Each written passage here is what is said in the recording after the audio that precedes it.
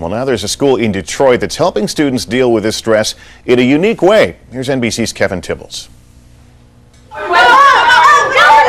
The boisterous kids at Detroit's Nataki Taliba School are really no different than any others, except perhaps for 10 minutes twice a day when all they hear is silence. These students aren't napping, they're meditating.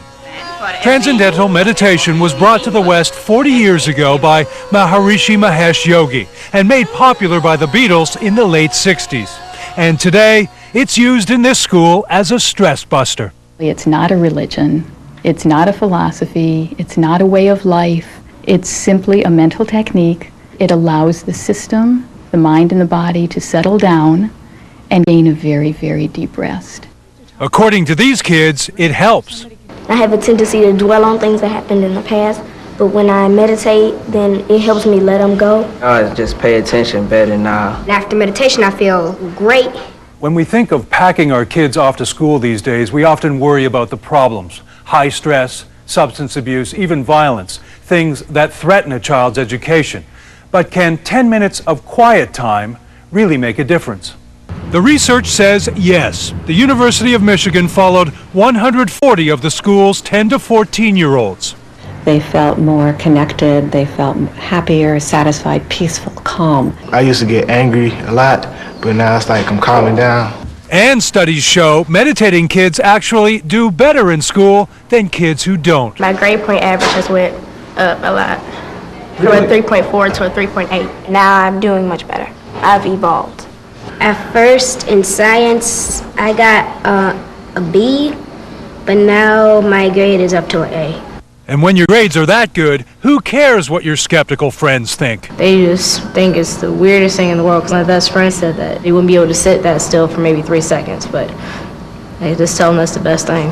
For today, Kevin Tibbles, NBC News, Detroit. And joining us now is Nataki Taliba School Principal Carmen Anamdi. Carmen, good morning to you. Good morning, how are you? I'm great, thanks. Did this start out as a way to boost scores, or was your goal simply to get the kids focused? No, I learned to meditate about 30 years ago, and that was really the first time that I ever started thinking about stress and the impact that stress has on our behavior. So I thought, why not introduce this to 10-year-olds?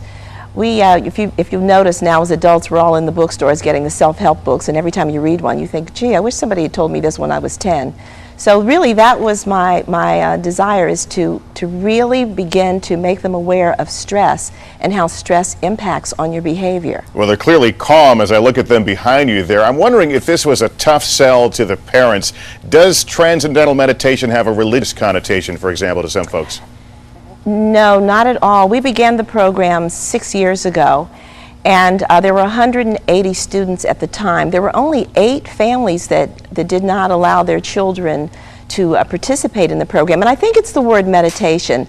I think that people associate that with religion, but there's absolutely no beliefs. That's why I like the technique. It doesn't impose on any of your beliefs or your lifestyle or anything. It's just a physical technique. And I guess there are misconceptions I had when I heard I was doing this segment. I went, did the hum. And that's not part of it. We saw those kids in absolute silence in the tape. No. There isn't even any concentration. It's really a very free-flowing thing. I don't like anything that causes me to have to alter myself. The only discipline that this requires is that you do it every day. You know how you look in the mirror and you say, gee, I'm not physically fit, and so you go and exercise and you think that'll make you physically fit? No, not for that day. You have to do it over a period of time to really see any benefit. This is not cheap. I know you've had some donations, some grants to the school, but it's an expensive proposition for most schools, I would think. Oh, that's true. Yes, Chrysler, the Daimler Chrysler Foundation is the one that really initiated the program for us, and then General Motors also began to be one of our sponsors. But you know, that's the way it is in this country. Anything that's healthy for us is expensive. It's like healthcare. Hey, are the teachers doing this too?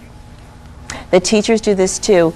We found that there were some studies that have been done across the nation that say that only 1 out of 4 teachers remains in the profession, and I think that's scary.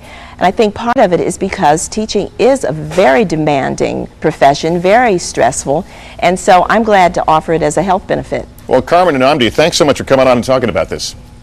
Thank you.